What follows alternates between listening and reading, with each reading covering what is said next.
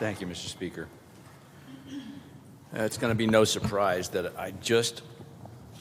there's a huge divergence between the way we look at this situation, what we focus on. Let's talk about dollars. $1.25 billion likely borrowed. Haven't even spent 10% of it. If it's all about the money, well, of course it's all about the money. The institutions want the money.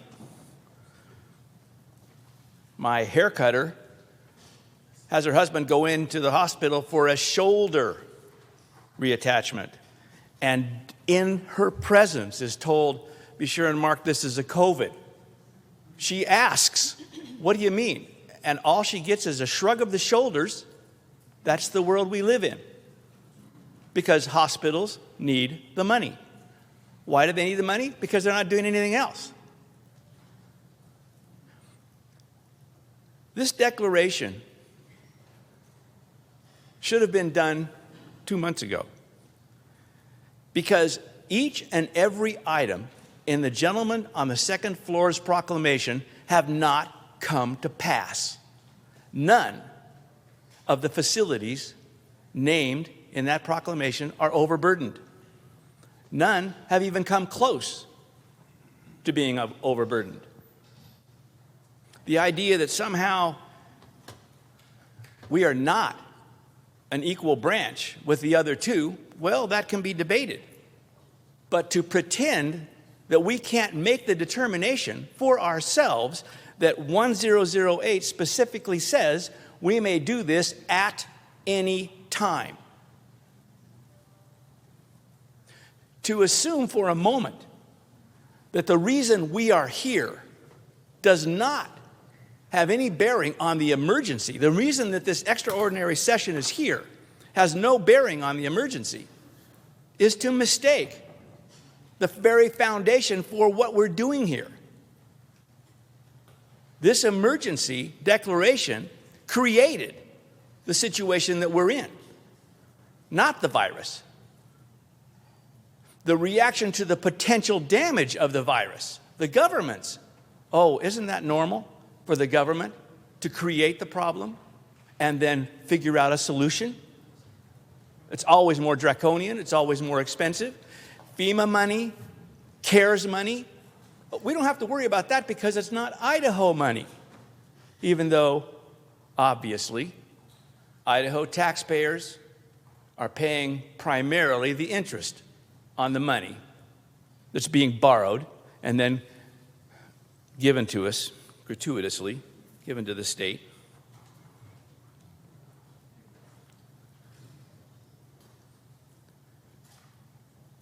When we look at how much money is coming in because of this declared emergency, stage 4 doesn't even require masks. When we talk about Trump and Hannity, we see that masks is a political statement. The CDC has been very clear. Cloth masks are of no value. N95 masks are of no value. But because we have a political statement that we need to make, and I'm making one by not wearing a mask, so understand, I'm not saying that if you have a mask, you're making a political statement, and if you don't have it is a political statement either way. And that's what I hear at home. It's a political statement. We're making a statement. We make jokes, etc. I am in a conservative district, obviously. Perspective that I carry on this is obviously different than many of us, and I understand that. But it's important that I articulate to the body that the constituents that I represent are saying, this is hurting my business.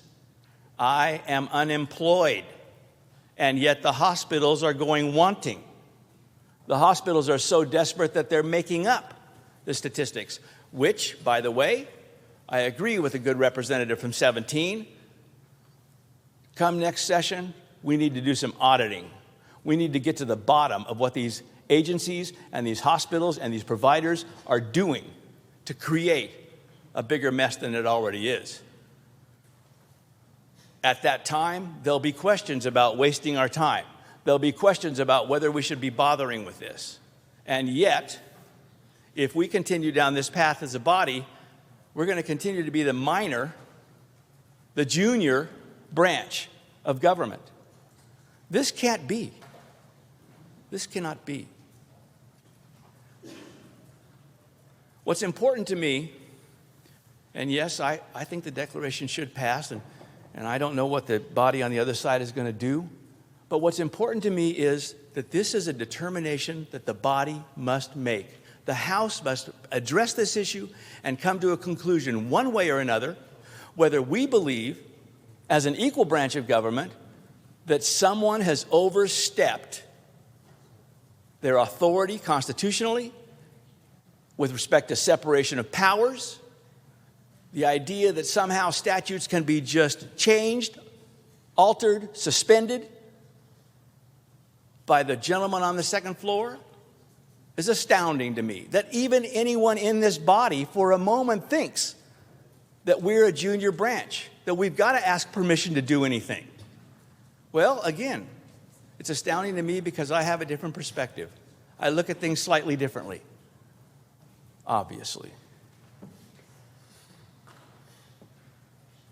It's essential that we decide that the items listed in the Declaration of Emergency have not come to pass.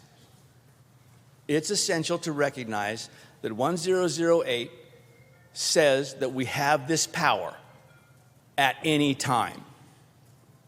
It's essential that the gentleman on the second floor suspend the Declaration if this body, both houses, make the determination that it's over. And then if he wants to go ahead and declare again 2 days, 10 days, a month later that the emergency exists, then he owns that. But at least have the items listed in his proclamation have come to pass. They have not. The hospitals are not, the providers themselves are not overburdened. And it's been that way from the beginning. I urge this House to send the message that we are an equal branch and our conclusion is different than the gentleman on the second floor, and pass this to the Senate. Thank you, Mr. Speaker.